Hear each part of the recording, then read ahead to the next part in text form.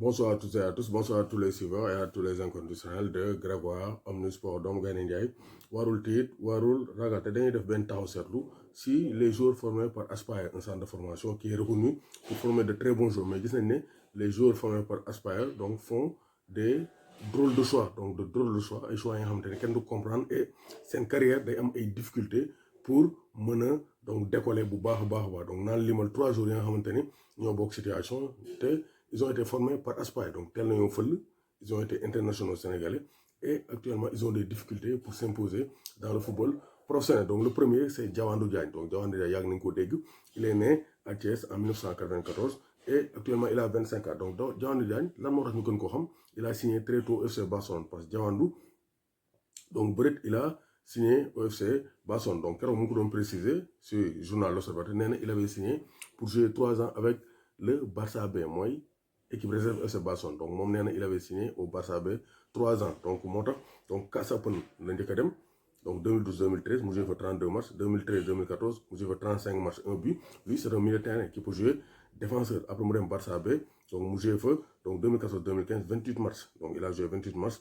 2014-2015 aussi il a gagné la Coupe du Roi mais sans jouer, il était sur le banc de touche. Donc ça c'est son palmarès, il a gagné la Coupe du Roi avec le FC Barcelone sans jouer. Après donc il n'a pas été fructueux avec le FC Barcelone, ñu delloo ko Casa Open boo xamul foo jëm dellul foo jógee mu joué Casa Open 2015-2016 ba 2018-2019. après 2019-2020 mu jógee fan il a refusé les offres de la France avec Sochaux de Omar Daf pour dem fële ca Inde. Donc il a rejoint l'Inde avec Odisha FC. Donc Odisha FC fële ca Inde, donc actuellement ils sont 6e du championnat hindou. Donc moom fa la dem, donc depuis le 23 février ils n'ont pas joué de match avec le coronavirus. Donc ils sont 6e 25 points. Donc Goa moo jël premier avec 39 points. Donc Diawandou Diagne vraiment pour l'instant c'est un gâchis pour le football sénégalais parce que ñu doon xaar mu nekk un très grand joueur professionnel dans les plus grands clubs européens, mais ses choix de carrière aussi laissent à désirer. Donc il a été sélectionné 2 fois avec l'équipe nationale du Sénégal, mais pour l'instant nee na il veut retourner en Europe, revenir en équipe nationale du Sénégal, mais il devra cravacher, même si pour l'instant il est toujours jeune, donc 25 ans, il est né en 94, donc dafa teel dem Europe, mais quand même ça ne suffit pas, il faut que mu cravacher et refaire les bons choix pour pouvoir s'imposer donc dans le plus haut niveau. Ben joueur bi c'est Moussa Wagué. Donc Moussa Wagué gis nañ ko, il a suivi les mêmes donc la même trajectoire. Donc il a quitté Aspire pour Casa Open, il est au Barça actuellement, il risque de quitter le Barça, même si Nelson Semedo donc va partir du FC Barcelone.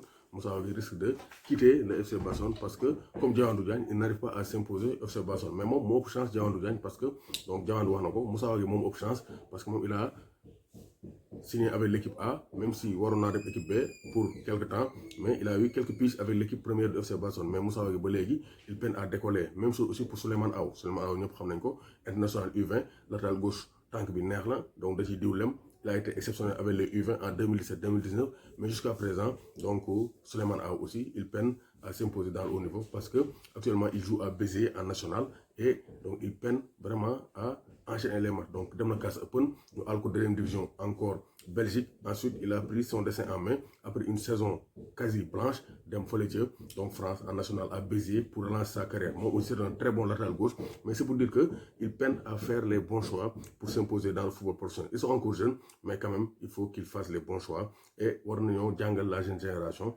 mais il faut faire les bons choix en début de carrière, sinon sa carrière risque de prendre donc du plomb dans l'aile, c'est-à-dire pour nga naaw say laaf day tooy te bu say laaf tooyee pour nga naaw day xaw a métti. Donc voici 3 joueurs qui peinent à s'imposer et qui ont été formés par Aspire, mais l'exception pourrait être Moussa Ndiaye. Moo tax may ñëw ci moo tax ma def taxaw jàngat pour que Moussa Ndiaye bañ a def les mêmes erreurs que Moussa Wagué, Diawandou Diagne et donc kii di Souleymane Aw parce qu'il est international sénégalais, il a été convoqué par Aliou Cissé, il est un cadre de l'équipe nationale donc locale, équipe nationale U23, équipe nationale U20. Donc Moussa Ndiaye équipe nationale moom vraiment c'est un cadre au niveau des jeunes, mais Moussa Ndiaye actuellement il est courtisé par plusieurs clubs, ñu wax Ajax Amsterdam, Monaco, Montpellier, mais il doit faire le bon choix pour ne pas tomber dans le même piège que les Diawandou Diagne, Souleymane Aw et Moussa Wagué. Donc Moussa Ndiaye l'exception de cette génération d'Aspire. Est-ce que Moussa Ndiaye va faire le bon choix pour éviter les désagréments connus par Diawandou Diagne, Moussa Wagué et Souleymane Aw? Donc Moussa Ndiaye l'exception, Diawandou, Souleymane Aw et Moussa Wagué, même destin doomu Gaynde Njaay warul tiit warul ragal.